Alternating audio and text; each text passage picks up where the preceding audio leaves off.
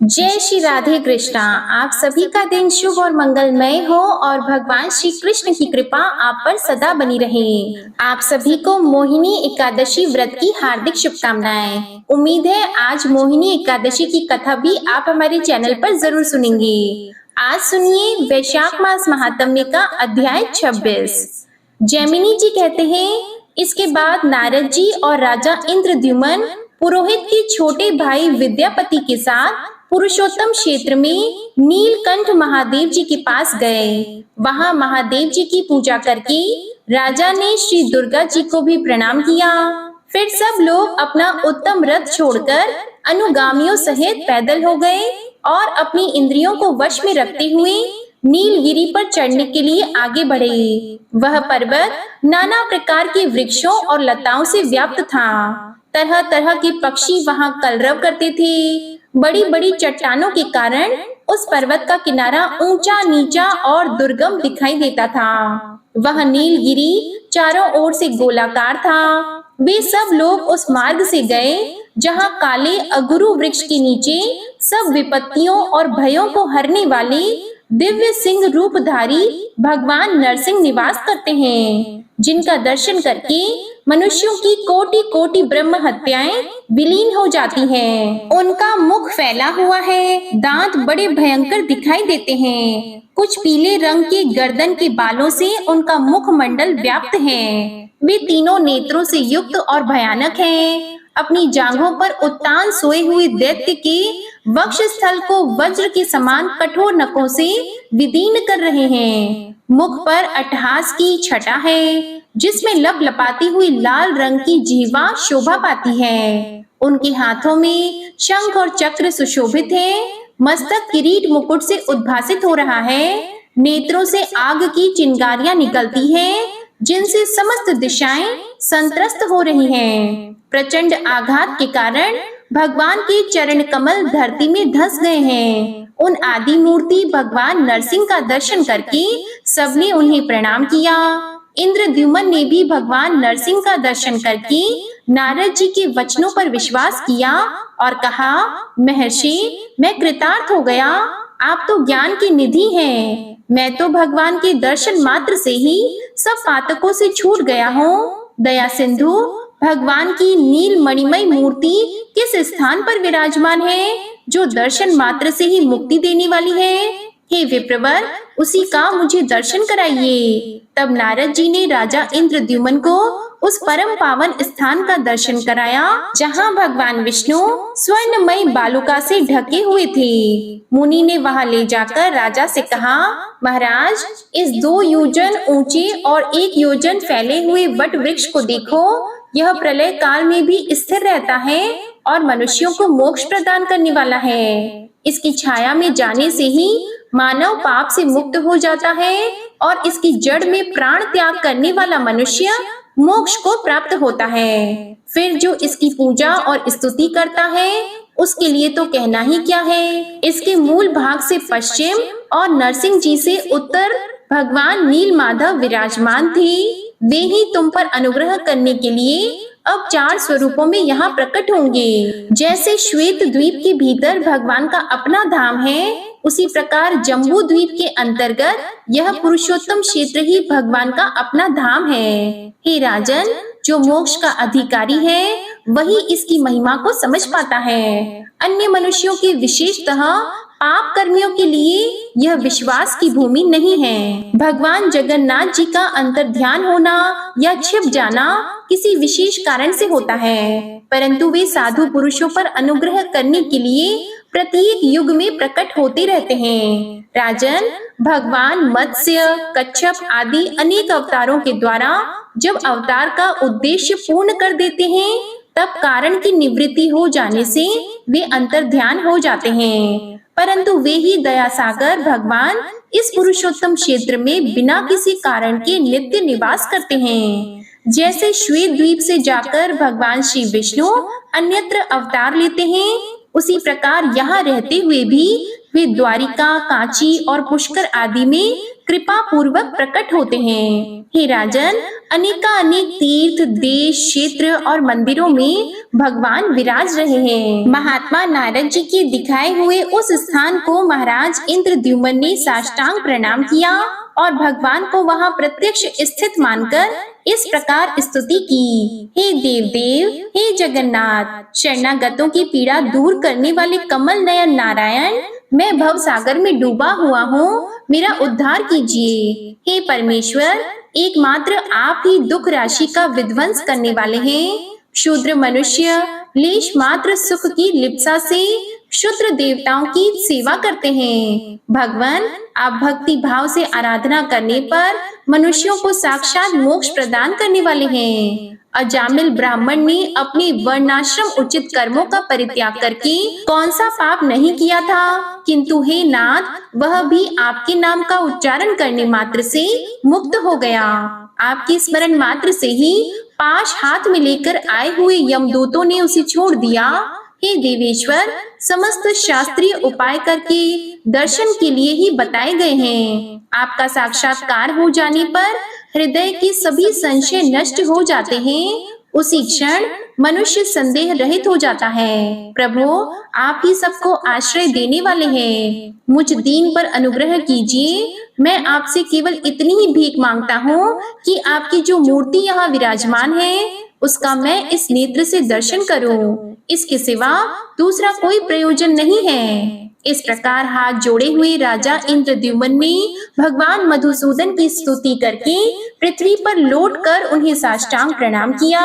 उस समय उनके नेत्रों में आंसू भर आए थे।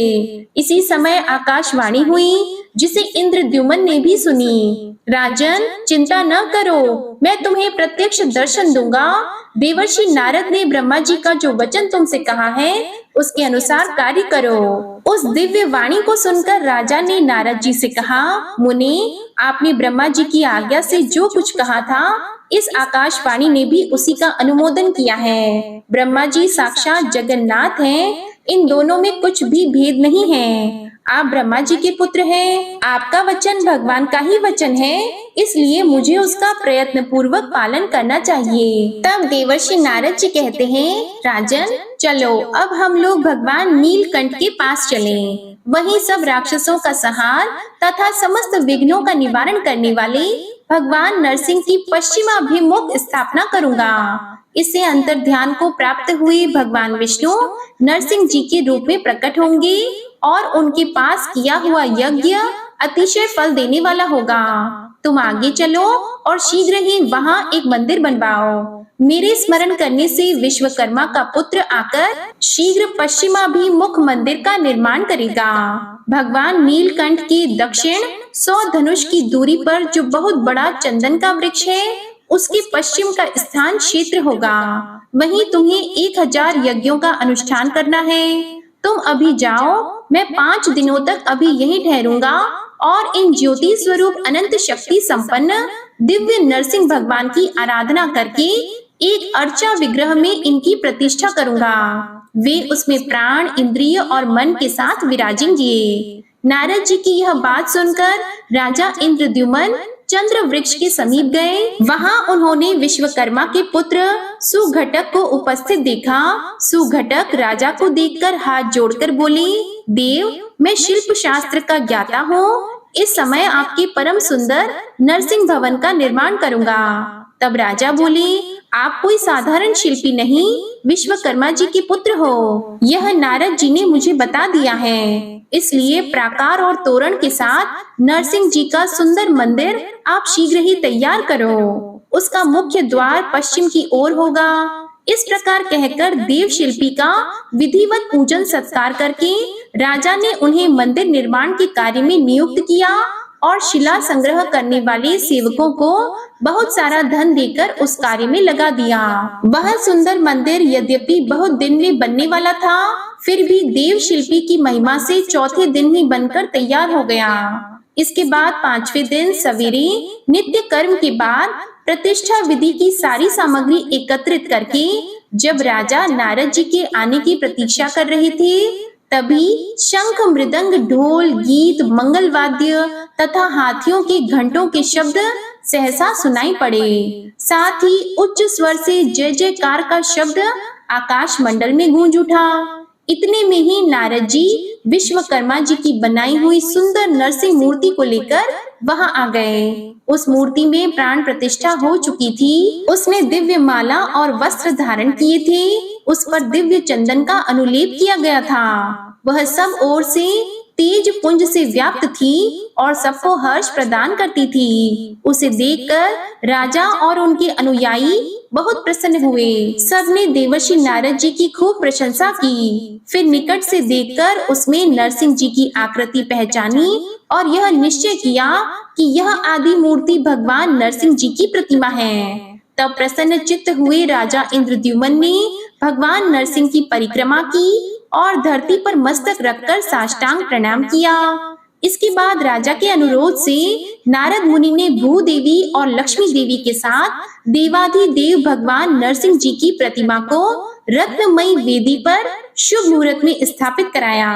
उसके बाद वैष्णव ब्राह्मण, अन्य नरेशगण तथा बुद्धिमान नारद जी के साथ राजा इंद्रद्युम्न ने उपनिषदों और धर्म शास्त्रीय स्तोत्रों द्वारा प्रसन्नता पूर्वक भगवान की स्तुति की। हे भगवान, आप एक, अनेक, स्थूल, सूक्ष्म तथा अत्यंत लघु शरीर धारण करते हैं। आप आकाश से परे होकर भी आकाश स्वरूप हैं। आपका रूप सदा एक रस रहता है, अथवा आप अद्वितीय स्वरूप हैं। आपका आकार आकाश के समान सर्वव्यापी है। आप आकाश में स्थित हैं और आकाश पर आरूढ़ हैं। व्योमकेश शिव तथा पद्म योनि ब्रह्मा आपके ही स्वरूप हैं। दिव्य नरसिंह रूप में प्रकट हुए परमात्मन, आपका तेज कई करोड़ सूर्यों के समान है। प्रभु, आप दुख रूपी समुद्र से मेरा उद्धार कीजिए। आप नित्य समीप हैं, दूर से दूर स्थित हैं, न दूर हैं न समीप हैं, तथा बोध्य और बोध आपके ही स्वरूप हैं। दुखों के विनाश करने से एकमात्र कारण होकर भी आप वस्तुतः कारण नहीं हैं। सबके संशयों को छिन्न भिन्न करने के लिए आप सबसे पहले प्रकट हुए हैं। हे स्वामिन, आप मुझे अपनी चरणा बिंदुओं की श्रेष्ठ भक्ति प्रदान कीजिए, जो चारों पुरुषार्थों की मूल कारण मानी गई है। भक्तों के अभीष्ट मनोरथ की पूर्ति करने वाले आप भगवान नरसिंह की मैं शरण लेता हूँ। अपने चरणों का आश्रय लेने वाले लोगों की पाप राशि का विनाश करने वाले दया सागर श्री नरसिंह जी को मैं प्रणाम करता हूँ। तीनों लोग जिनके उदर में स्थित हैं, उन नरसिंह देव को मैं नमस्कार करता हूँ। दीनों पर दया करने वाले हे विष्णु, आपको नमस्कार है। आप मुझ अनाथ की रक्षा कीजिए। मैं अपने इस चर्म चक्षु से आपके दिव्य स्वरूप का दर्शन कर सकूं, ऐसी कृपा कीजिए। आपकी कृपा से मेरे सहस्त्र अश्वमेध यज्ञ निर्विघ्न पूर्ण हो, मेरी करोड़ों पाप राशियां नष्ट हो जाएं। हे भगवान, जो मनुष्य आपकी शरण लेते हैं वे मोक्ष के भागी होते हैं। इस प्रकार दिव्य नरसिंह जी की स्तुति करके राजा इंद्रद्युम्न के मन में बड़ी प्रसन्नता हुई। उन्होंने बार बार धरती पर लेटकर भगवान को दंडवत प्रणाम किया। जो लोग इस स्तोत्र से दिव्य नरसिंह जी की स्तुति करते हैं, उन्हें भगवान नरसिंह मोक्ष प्रदान करते हैं। ज्येष्ठ मास के शुक्ल पक्ष की द्वादशी तिथि को स्वाति नक्षत्र के योग में महर्षि नारद जी ने उस क्षेत्र में दिव्य नरसिंह देव की स्थापना की है। जो लोग वहां उनका दर्शन करते हैं वे सहस्त्र अश्वमेध यज्ञ से अधिक फल को प्राप्त करते हैं। जो पंचामृत, दूध, नारियल के रस अथवा सुगंधित जल से भगवान नरसिंह जी को नहलाते, खीर आदि उपचार समर्पित करके पूजा करते, जवा कुसुम की माला, चंदन, धूप, दीप और तांबूल चढ़ाकर स्तुति पाठ, जय जयकार, परिक्रमा, प्रणाम तथा दान से नरसिंह जी को संतुष्ट करते हैं, वे ब्रह्मलोक को प्राप्त होते हैं। वैशाख मास की चतुर्दशी को शनिवार के दिन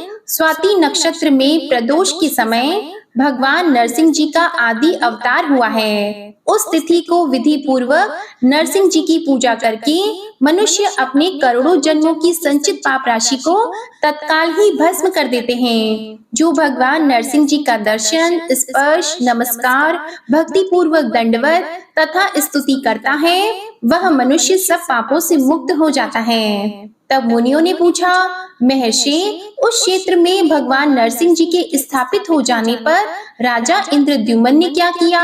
तब इसके बाद जो कुछ भी जैमिनी जी ने बताया, इसका वृतांत आप अगले अध्याय में सुनेंगे। अब आप सुनिए विष्णु चालीसा का पाठ। विष्णु सुनिए विनय सेवक की चित लाए, कीरत कुछ वर्णन करो दीजिए ज्ञान बताए।